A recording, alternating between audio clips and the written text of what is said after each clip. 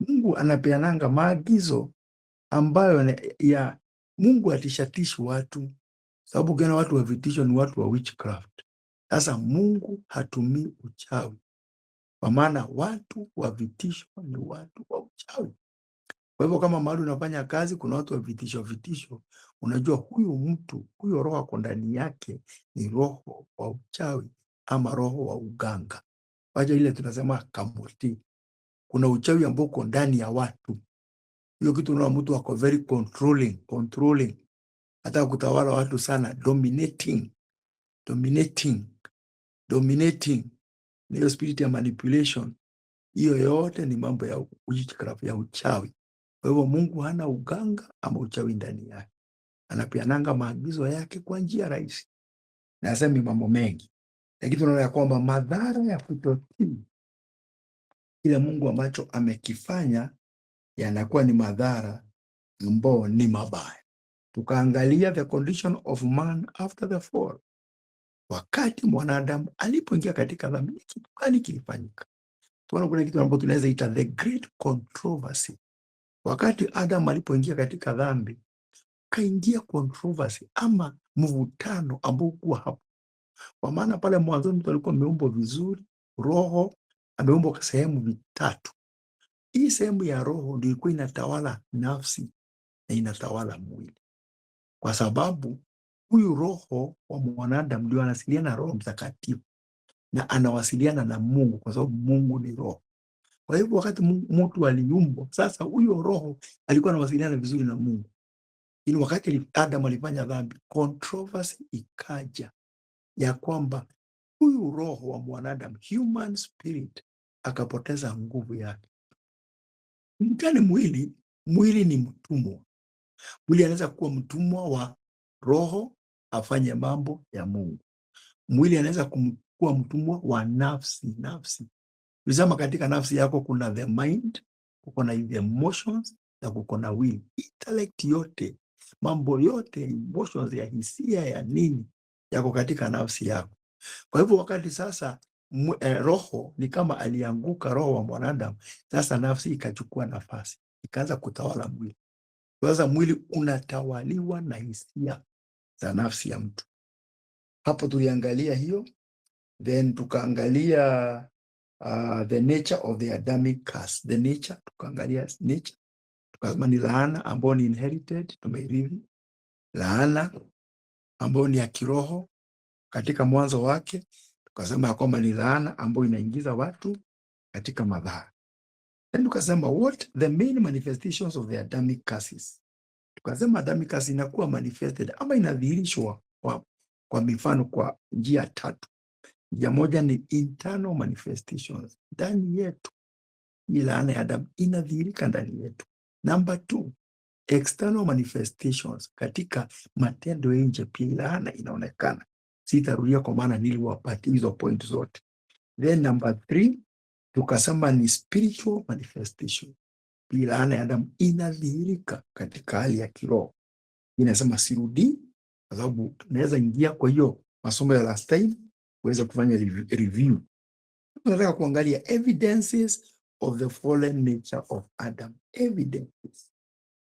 Angalia evidences.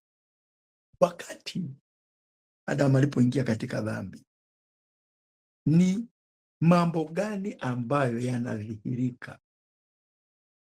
Tuone wakati Adam aliingia katika dhambi, evidence of the fallen nature. Utu wa Adam, tuona evidence, ushuhuda wa utu wa kuanguka unashuhudiwa kwa njia gani? Evidences. Hiyo nitaangalia siku ya leo. Mimi ya kwamba tutaenda kwa kasi kidogo, ndio tuweze kuendelea. Tunasema ya kwamba the fallen nature of Adam is the corrupted human nature. Naweza sikiza tu, uandike ile kitu kidogo unaweza. Baada unaweza enda kwa somo lako, uweze kuandika nakala zako. Kwa maana leo nitaenda kwa kazi kidogo, sidhani unaweza andika nakala wakati kudictate, unless you are very fast.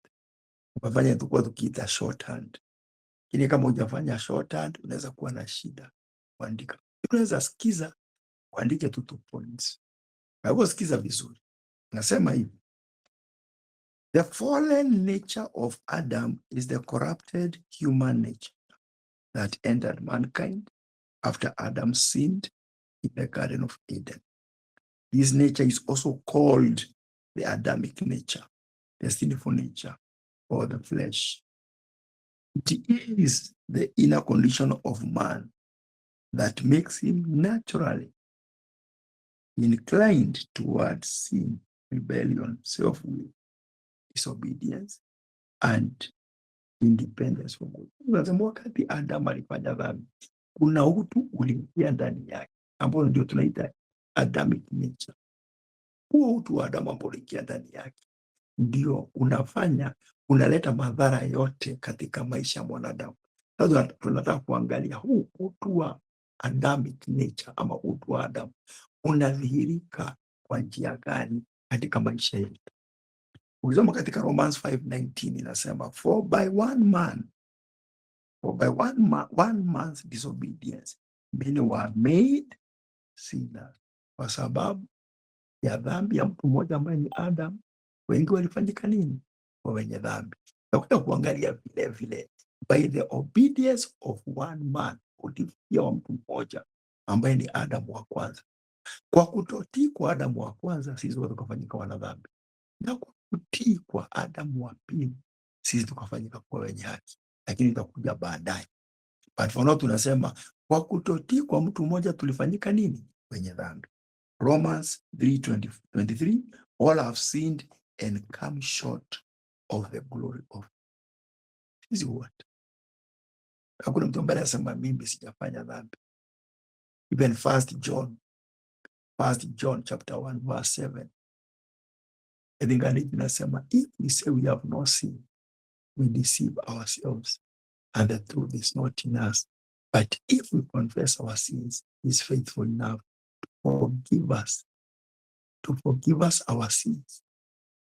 He is faithful to forgive us and to remove every iniquity from our lives. Right. Kwa hivyo tunataka kuangalia huu utu wa Adam unafanya mtu afanye nini? Number 1, natural tendency towards sin. Natural tendency. Kiangalia the fallen nature of man, kuna natural tendency towards sin. Wakati dhambi ilifanya mwanadamu awe ni mtu ambaye anaelekea ama kuna hiyo hali ya kawaida ya kuelekea kwa dhambi. Angalia mtoto akizaliwa ni kufundishwa na fundishwa njia utakatifu. Lazima tupeleke watoto wetu kwa Sunday school wafundishwe. Tunasema ya kwamba teach your child the ways of the Lord, and when he grows there, when he grows up, shall not depart from there. Kwa hivyo mambo ya Mungu ni watoto wanafundishwa, lakini maovu watoto wafundishwa na maovu ya sasa, especially nowadays, wakati wetu dhambi, unajua kila siku, kila uchao dhambi inaongezeka katika dunia. Zamani ungekuta dhambi zingine kama dhambi za kimwili, watu wanamaliza standard 7, hata wajui kama ni kijana juu mambo ya wasichana, msichana juu mambo ya vijana, even up to form 4. Ukuta wasichana wajui mambo ya vijana, pengine za kienda university na college, sababu ile freedom hapo ndio wanaanza kujuana na wanaume. Lakini siku hizi tusipochunga watoto wadogo primary school, utakuta wanajua mambo mengi sana, kwa sababu dhambi imeendea. Dhambi imeingia kwa hizi simu ambazo tunasoma.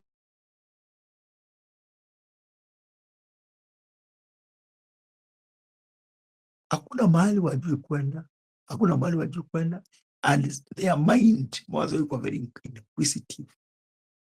Wanasema sasa dhambi imeongezeka hata kuliko siku zetu. Kwa hivyo ni siku ambazo lazima tuombe Mungu, especially wale tuna watoto wadogo. Tuombe Mungu na mtoto wako umlinde. Juzi nilikuwa nikitoka kanisani on Wednesday, tukua na mke wangu, tuko kwa gari, unaona hawa sasa kuna hii wanaitanga nini, junior secondary ya River Primary. Kuna watoto wengi wanatoka Kitengela, lakini what was so funny, tuliona tu vijana na tusichana kama 5 of them Unakuta kani kasichana na kijana wanapelekana wawili wakiongea, kitu ikacha attention. Watoto wanatoka kwa shule, watoto walitoka kwa shule. Ukitaka kujua watoto wana maovu, wanatembeanga kwa kikundi, sababu wana kitu wanaongea kwa siri. Lakini these are boys, about 5 of them, na tusichana 5. Nakuta kale ni kasichana na kijana, kasichana na kijana. And this we are not fools. Then tulizaliwa jana. Unaweza angalia reactions za watu na ujue pale iko kitu inasokoto. So I found it very unfortunate ya kwamba watoto wameenda kwa shule na wazazi wa wajui, hata pengine walipopatia basi yao kwa gari. Ingine kitu wanafanya sana ni kutembea na vijana kwa Mungu. Nikona dhambi imeingia. Sasa hii ni primary school, wanaita junior secondary, lakini these primary people, lakini maovu wameanza mapema sana.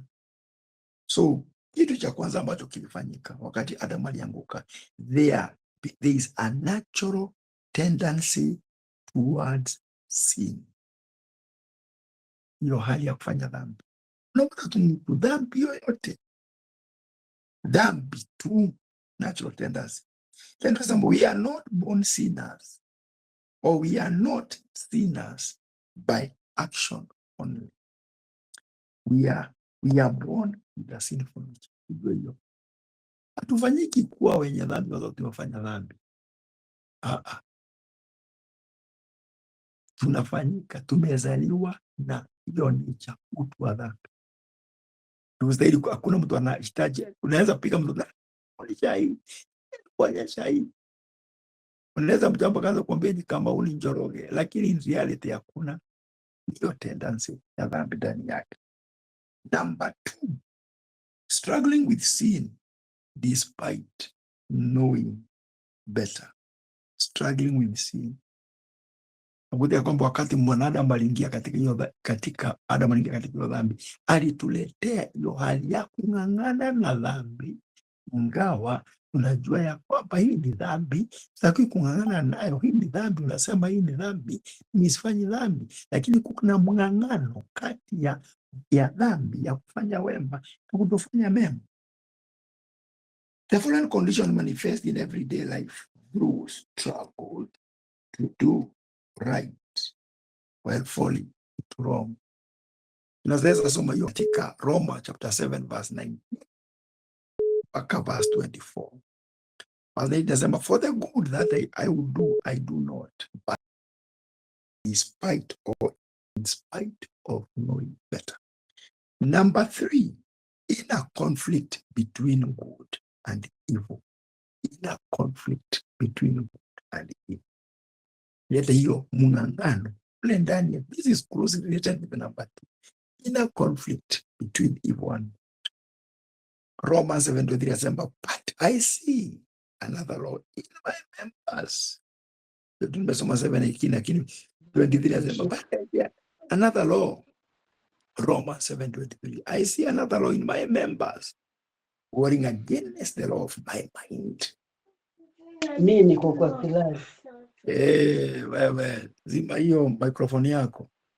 Galatians 5:17 inasema, for the flesh lusteth against the spirit, and the spirit against the flesh.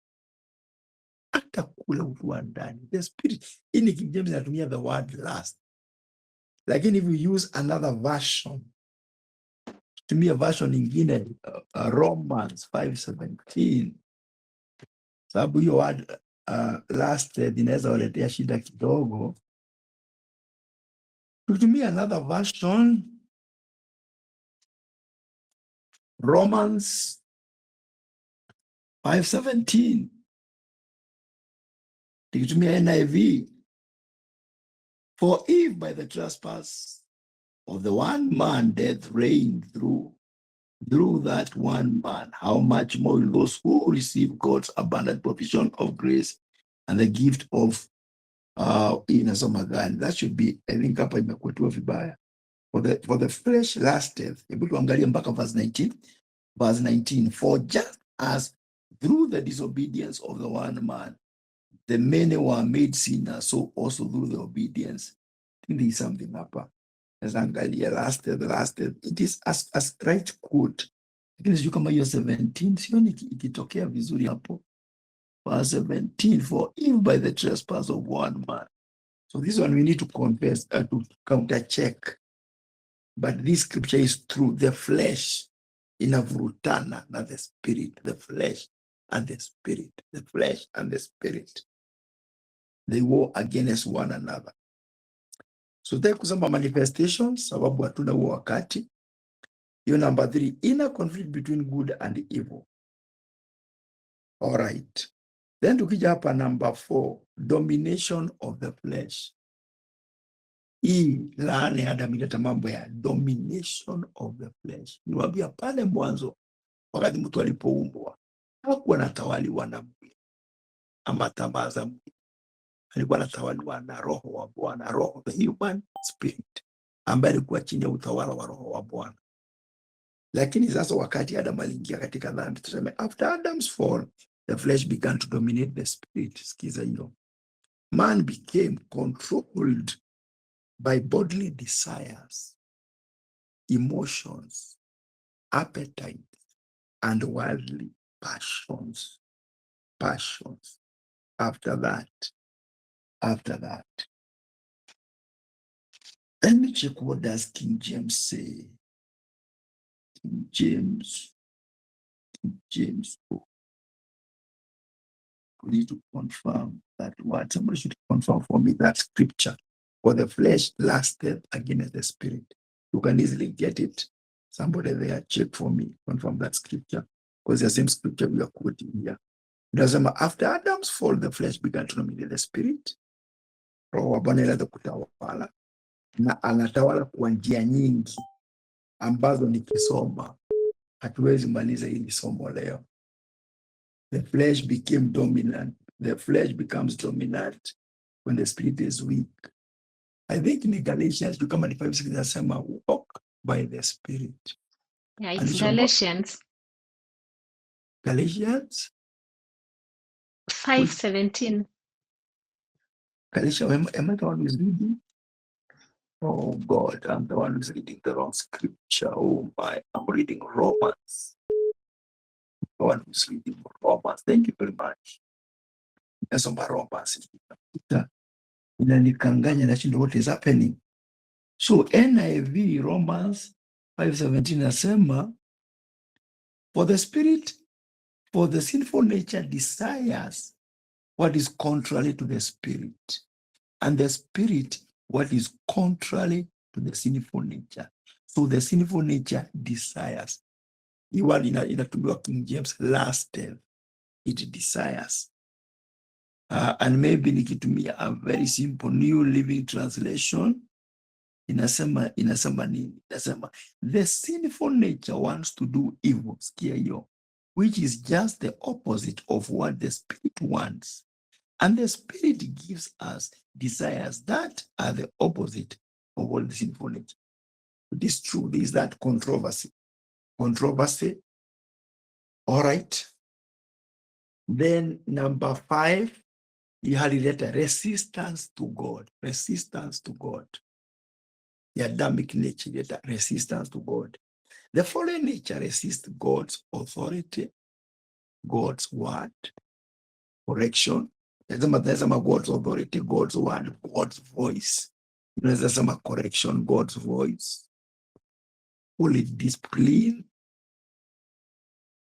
Then Romans 8:7, because the carnal mind is enmity against God.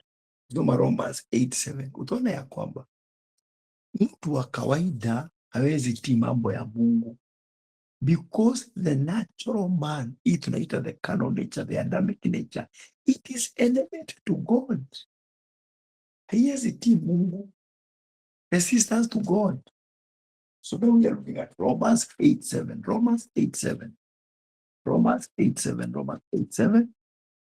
Let's check that. Nasema hivi Romans 8:7. Romans 8:7. Niangalia, maybe nisome New King James. New King James. Where are you? That's verse 6. Romans 8. Yeah. Romans 8:7. Kama kuna mtu ameipata some. So then, those who are in the flesh cannot please God. Wacha nianze verse 7. Verse 7, so that mpate more clearer. Inasema in New King James, because the carnal, yeah, verse 7, because the carnal mind is enmity against God. The carnal mind. The carnal mind is the Adamic nature. Is the sinful nature. It is enmity to God. Ufikiria ati mtu wa kawaida anaweza fanya mambo ya Mungu, ni udanganyifu tu. Dini hatudanganyaga namna hiyo. Mtu atavaa kanzu nyeupe siku ya Jumapili ambayo siku wanaabudu, amevaa kanzu nyeupe, lakini ndani yake maovu yote yamejaa. Avae kitambaa nyeupe na hakuna shida, avae nguo nyeupe hakuna shida, lakini mtu wa kawaida bila Yesu is resistant to God. Number 6, weakness in spiritual discipline. Mambo ya Adamic ileta weakness in spiritual discipline, ileta udhaifu katika nidhamu ya kiroho. Weakness in spiritual discipline. Sikiza kidogo.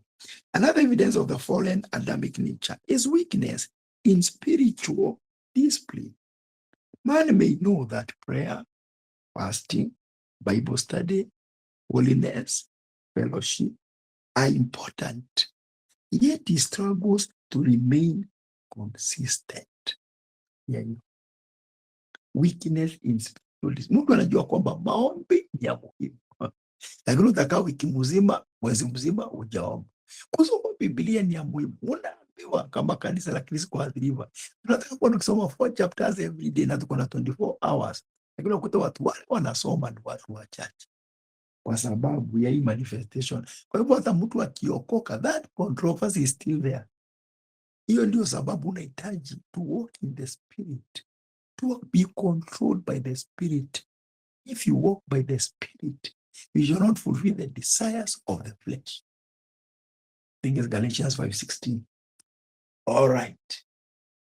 Jambo lingine, number 7, addictions and compulsive behaviors.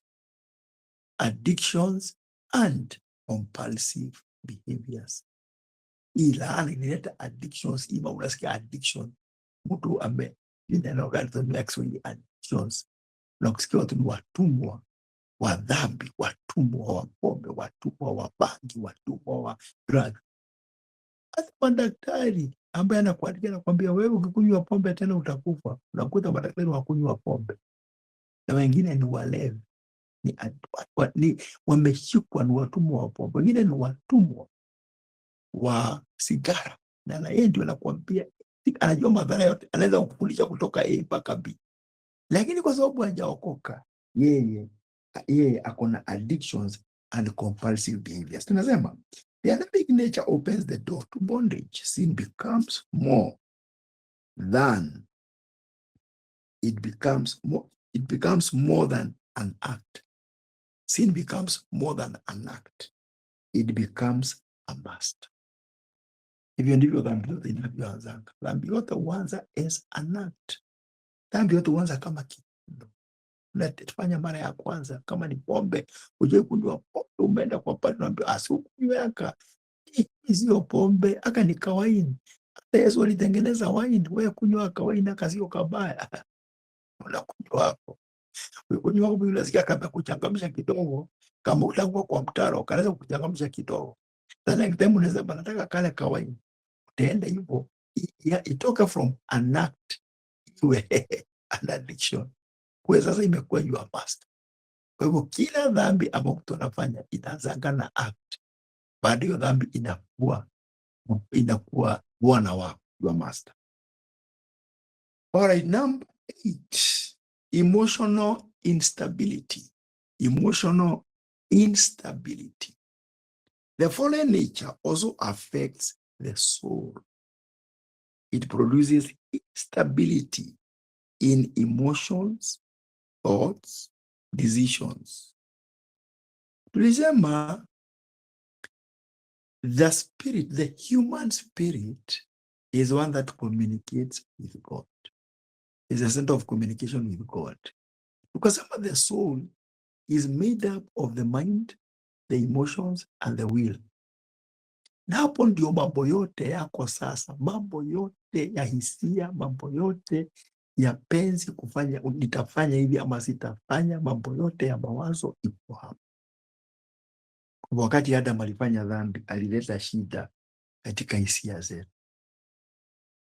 All right. I don't want to continue to explain that a lot. Number 9, pride and self-will. Pride and self-will, number 9. Adam's fall introduced independence from God. Man began to desire his own way instead of God's way. Nasema ya kwamba kule kwa Adamu ulifanya mwanadamu sasa awe anataka kuishi independent. Akona uhuru na Mungu. Mwanadamu sana. Mambo ya kutegemea Mungu ni kitu ambacho tunajifundisha. Lakini mwanadamu azaliwi ati akitegemea Mungu. Ile kula ile tunda, ile kuanguka ileta kitu inaitwa independence. Maana si aliambiwa na shetani na nyoka, utakuwa kama Mungu, kujua mema na mabaya. Na kweli Mungu baadaye akakiri akasema, man has become like us, he knows good and evil. Kwa hivyo hapo mbeleni hakuwa anajua mabaya. Ni kama mtoto. In fact, mwanadamu alikuwa very innocent. Hakuwa anajua mabaya na mazuri. Biblia inasema they were naked and they were not ashamed. Walikuwa wanatembea uchi lakini hawakuwa wanajua, innocent. Ni kama watoto, hata wao ni vijana na tusichana, when they are very young, hata wajui nakedness ni. They are very innocent. Lakini wakati dhambi iliingia, ikaleta kitu inaitwa kiburi, pride and self-will. All right.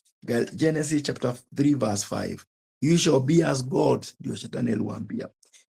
You shall be as gods. This was the temptation of self-rule and independence. It was the temptation of self-rule and independence. Number 10, shame, guilt, and hiding. Shame, guilt, and hiding. Wakati Adamu alifanya dhambi, alileta hii mambo ya aibu.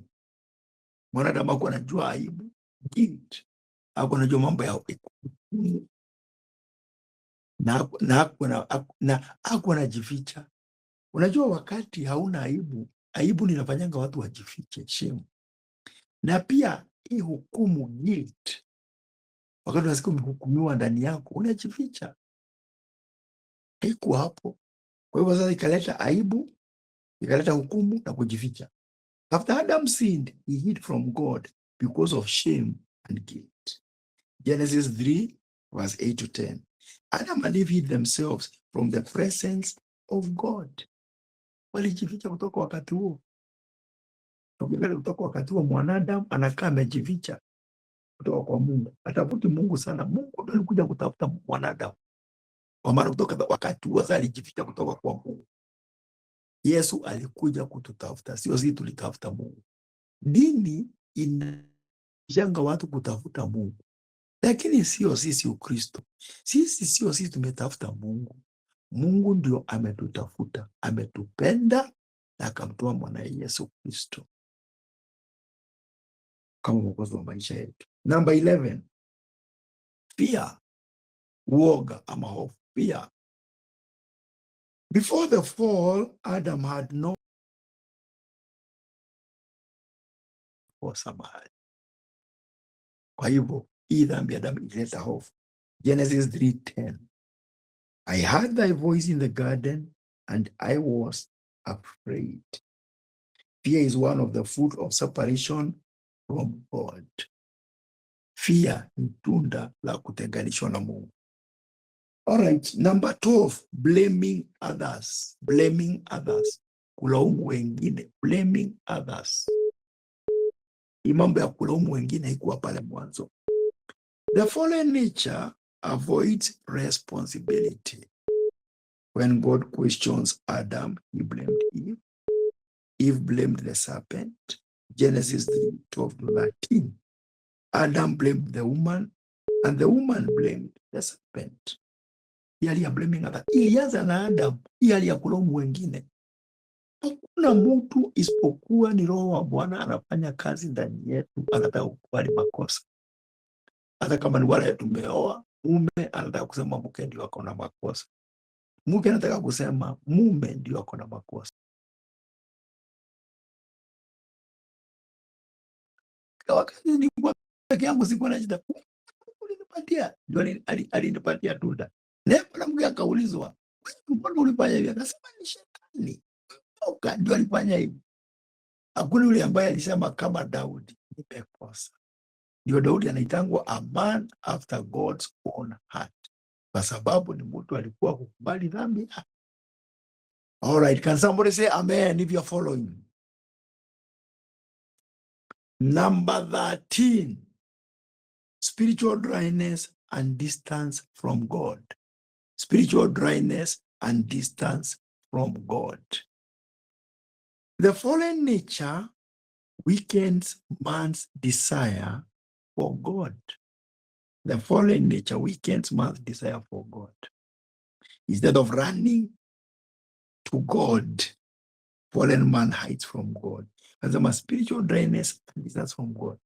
Unaweza angalia Isaiah 59:2 inasema, but your iniquities have separated between you and your God. Mambo ya dhambi ya Adam ilileta hiyo spiritual dryness, ukavu wa kiroho, na ikaleta hali ya kutenganishwa kwa mwanadamu na Mungu.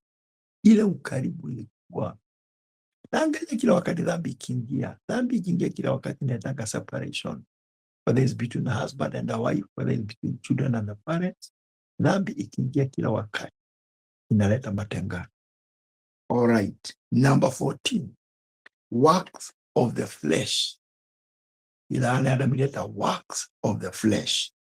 The Bible clearly lists the works of the flesh as evidence of the fallen nature. Matendo ya mwili ni dhihirisho la utu wa Adam ndani ya maisha wake. Nasema katika Galatians 5:19 from verse 21. Nasema matendo yote ya mwili. Nasema wale ambao watenda haya hawatapata ufalme wa Mungu. Matendo ya mwili kama adultery, fornication and cleanness, lewdness, idolatry, sorcery, hatred, so vitu zote tunaweza soma hapo ni mambo ya mwili. These are direct evidences that the fallen Adamic nature is at work. Ndio Paulo akaandikia watu wa Korinto kwamba nyinyi mmebarikiwa na kila aina ya karama ya Roho Mtakatifu. Kati yenu kuna hiyo mambo ya mgawanyiko. Wengine wanasema ni wa Paulo, wengine ni wa Apolo, wengine ni wa Cephas. Kasema mlibatizwa kwa jina la Paulo ama mliokolewa kwa jina la Paulo? Akasema hawa ni watenda kazi, mimi nikuja nikapanda, na huyo Apolo akaja akamiminia maji, lakini Mungu ndio alipeana nyongeza. Kwa hivyo mahali kuna migawanyiko, isikia watu wana masengenyo, migawanyiko, ujue hawa ni watu wameokoka, wanaongea kwa ndimi, wamejazwa Mtakatifu, lakini ni watu ambao wako katika mwili. Mtu aseme amen. Na tutubu hizo dhambi, tuachane na hiyo mambo. Amen. Number 16, broken relationships. Broken relationships. Broken relationships. Kuvunjika kwa uhusiano. Of course, the first relationship that broke, the relationship between mankind and God. Uhusiano kati ya Mungu na mwanadamu ndio ulivunjika kwanza. Na kweli ni ya kwamba uhusiano wa mwanadamu na Mungu ukivunjika, uhusiano wa wanadamu utakuwa mzuri namna gani? Watu wale wajaokoka hivi wanaishingi tu Ni grace, ile grace ya Mungu najua itaenda beyond watu wale wameokoka. Lakini kama sio neema ya Mungu kabisa na utu wake wa Adamu, watu wawili wako na utu wa Adamu wakutane, hiyo nyumba zani inaweza kalika. Nasema tu ni kwa neema ya Mungu, simuseme amen kama fundamenta ya mambo. Kwa hivyo tafadhali nyinyi mjaoa nyinyi, nawarudia tena, tafadhali angalia mambo. Utu wa Adamu sio mchezo. Ni Yesu anatusaidia tujiingize kwa hiyo utu wa Adamu. Alright, nimesema number 16. The fallen nature affects how people relate with one another. Sikia hiyo. It produces strife, rejection, hatred, bitterness, unforgiveness and division. Hiyo nature inaleta hiyo mambo ya chuki. Hiyo mambo ya chuki, kutosamehe, migawanyiko. Hiyo yote inaletwa na hiyo mambo ya broken relationships. Number 17, love of darkness. Love of darkness, kupenda giza. Love of darkness. The fallen nature prefers sin and darkness unless transformed by Christ. The fallen nature prefers sin and darkness to the holiness of God. The fallen nature. Utu wa Adamu unapenda giza, upendi mambo ya Mungu, usidanganywe. Then John 3:19 says, men loved darkness rather than light because their deeds were evil. I think hata John chapter 1 yasemanga ya John yasema, and he came to his own people, but his own people rejected him. Hapo ukisoma nikiparaphrase, they loved darkness. Wakati Yesu walikuja, watu walipenda giza kuliko Yesu. Waliofanyia vizuri kila kitu, wakaenda pale wakaambiwa tuachilie huyu Barabas ambaye alikuwa ni mkora mbaya sana, tuachilie Yesu ambaye ni mfalme wenu. Barabas. Wakauliza na Pilato, tuachilie nani? Yesu ambaye ni mfalme wa Wayahudi ama Barabas? Watu wanapenda giza kuliko nuru wakati wajaokoka wako na utu wa Adamu. Number 18, death working in man. Death working in man. Death working in man, kifo naanza kufanya kazi ndani ya wanadamu. The final evidence of Adam's fallen nature is death. Death. Sin brought death. Sin brought death into mankind. Dhambi ilileta kifo kwa wanadamu. Dhambi ilileta kifo kwa wanadamu. Romans 5:12. Through one man sin entered into the world, and death by sin. Through one man sin entered into the world, and death by sin. Kwa hivyo kifo kikaingia ya kwa dhambi ya Adamu. Number 19, bondage to sin. Bondage to sin. Utumwa kwa dhambi. Bondage to sin. Utumwa kwa dhambi. Sin became more than an act. It became a master. Sin became more than an act. It became a master. John 8:34. Whosoever committed sin is a slave of sin. Whosoever committed sin is a slave of sin. Romans 6:16, to whom you present yourselves to obey, to the same you become a slave. Ile ambayo unajitoa, mtii, unakuwa wewe ni mtumwa wake. So we need to be very careful. Sin, bondage. Bondage ina nyingi. So tunasema the root problem, the issue is not just behavior, it is nature. It is not only. Kwa hivyo mambo ya Adamic nature sio tu vile watu wanafanya, ni iko ndani ya mwanadamu, na isipokuwa Yesu Kristo alitusaidia na tunyenyekeshe kwake, hiyo kitu ya utu wa Adamu sio kitu ya juu, ni kitu ambayo iko ndani ya mwanadamu. Is only what the issue of the doesn't the root problem. The issue is not just behavior, it is nature. It is not only A, what man does, B, how man behaves, 3, what man practices. No, sio mambo tu ya vile mtu anafanya, but also what man is by fallen nature. Ni kitu iko ndani yetu. What controls man inwardly, your Adamic nature. What produces sinful action. Hii mambo yote sio mambo tu ati ni mambo ya juu, ni vitu iko ndani yetu, iko ndani yetu.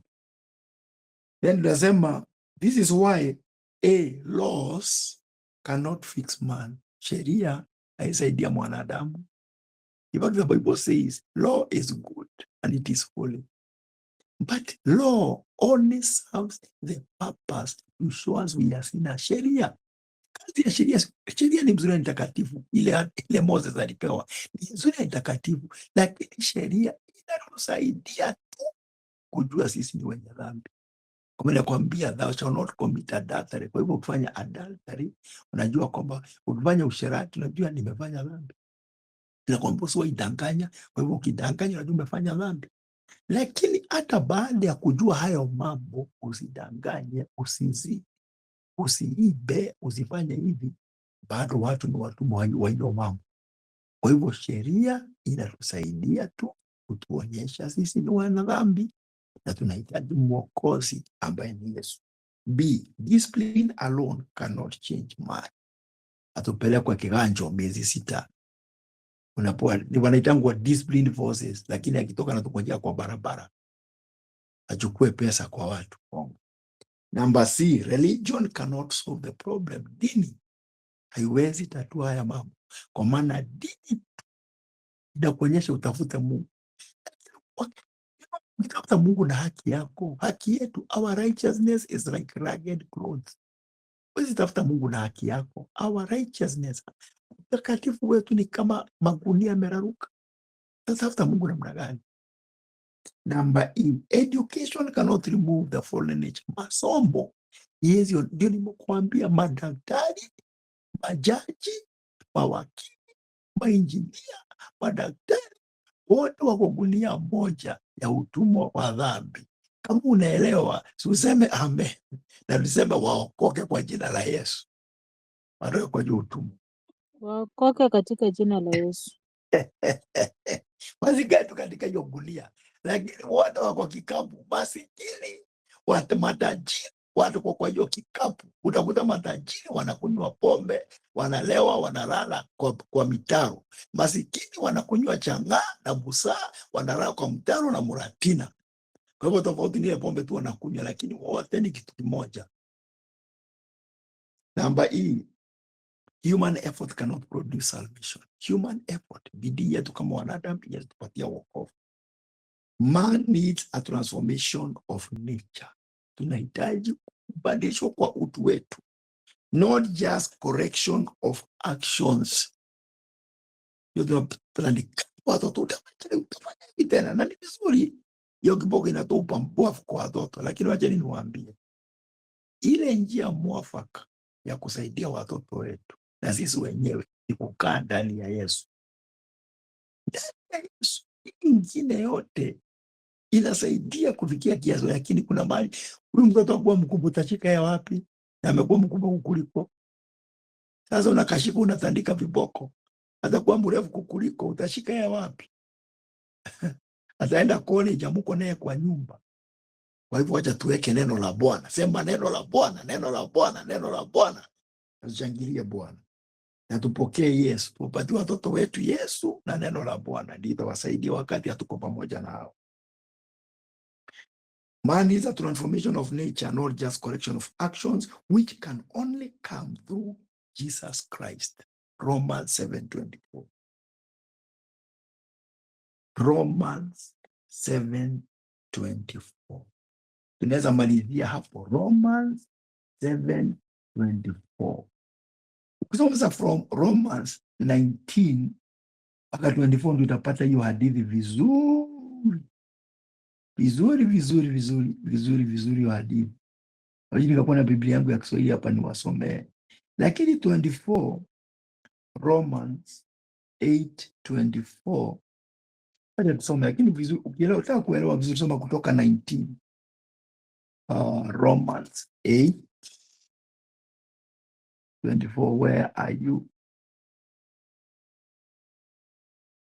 Ila mapata nisomee. I should be Romans 7. Scripture imekwambia kidogo. Let us Romans 7:24. Romans 7:24. Romans 7:24. Oh, wretched man that I am, who will deliver me from this body of death? Yeah, this body of death is the Adamic nature. What a wretched man I am. Who will rescue me from this body of death?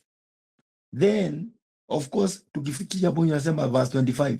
Thanks be to God through Jesus Christ our Lord. Ni nani atakayenikomboa? Ameshika kichwa. Ni nani atakayenikomboa na hii Adamic nature? Kinasema tushukuru Mungu kupitia kwa nani? Kwa Yesu Kristo. Then finally kisoma NLT verse 24 and 25. Oh, what a miserable person I am. Who will free me from this life that is dominated by sin and death? Sikia hiyo. I thank God the answer is in Jesus Christ our Lord. So you see how it is in my mind. I really want to obey God's law, but because of my sinful nature, I am a slave to sin.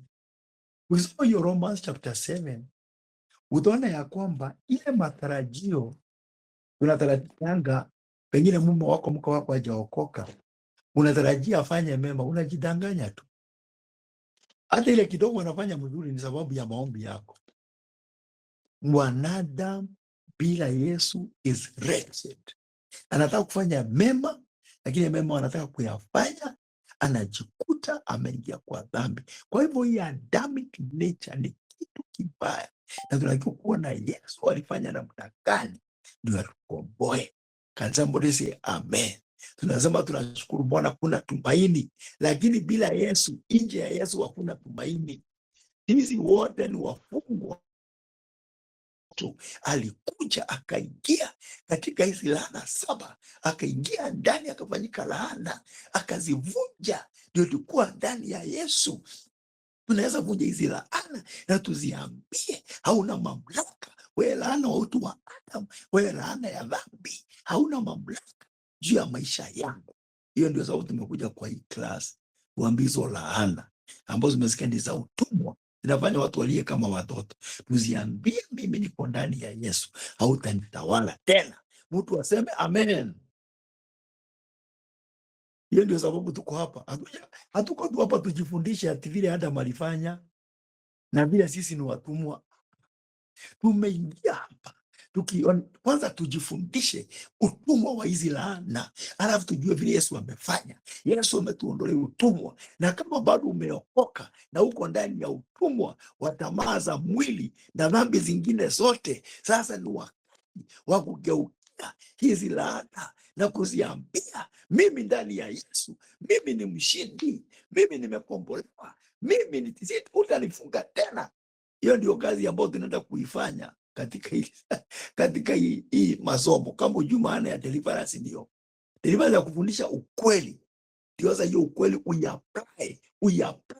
uyapply ukweli ambao Yesu amefanya, na useme mimi tena sitarudi kuwa vile, sitarudi kuwa vile.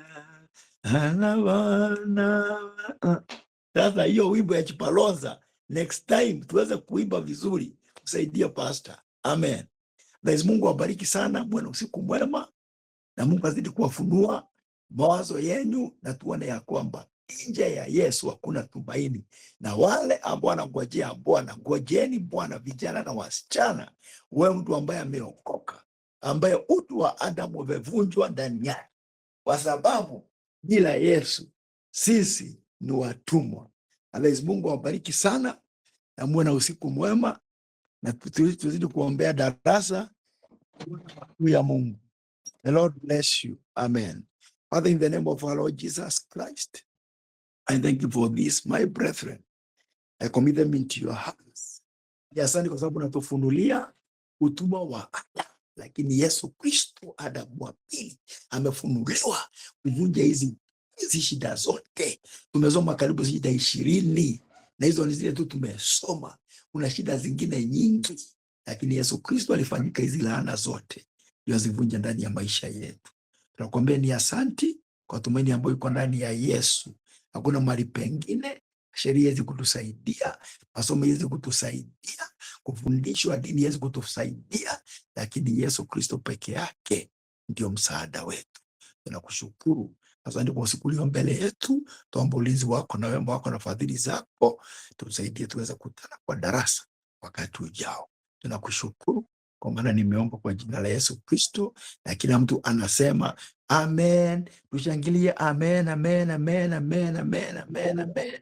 Tushangilie Bwana. Na wale wanakuja wakichelewa, unless uwe ulikuwa kazini, tafadhali ingia kwa darasa mapema, usipate mafundisho nusu, unatakiwa kupata mafundisho yote. Mungu awabariki. Over to Deaconess Grace Maina. Amen. Amen. Amen. So we thank God. Admin, we can put our pay bill. Let us give an offering. Let us give an offering. Oh, thank you. Our pay bill is 400, 200. Account number 842419. Let us give our offering.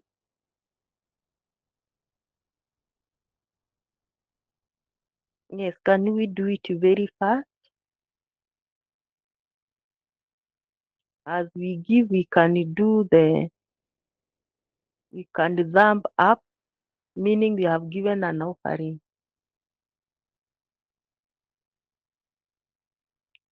Let us give. I'm waiting. I'm giving you time to do it so that we can say the grace. Are you giving? Thank you. Thank you. God bless you. Yes, God bless you. Continue giving. And even as we say the grace, kama haujamaliza kutoa, you can continue. This is just a token to say thank you. Let us pray for the offering. Everlasting Father, we want to thank you this evening. Thank you for the knowledge and the teachings we have received tonight. And we receive the giving on behalf of your servant, Lord, that Jehovah God, that whatever we have given, oh God, it is a token to tell you thank you. And therefore, thank you for the people who have given. And even those who have not given, you shall bless them, oh God, for the glory and honor of your name. We thank you and we bless you. In Jesus' name we pray. Amen. We can say now the grace. The grace.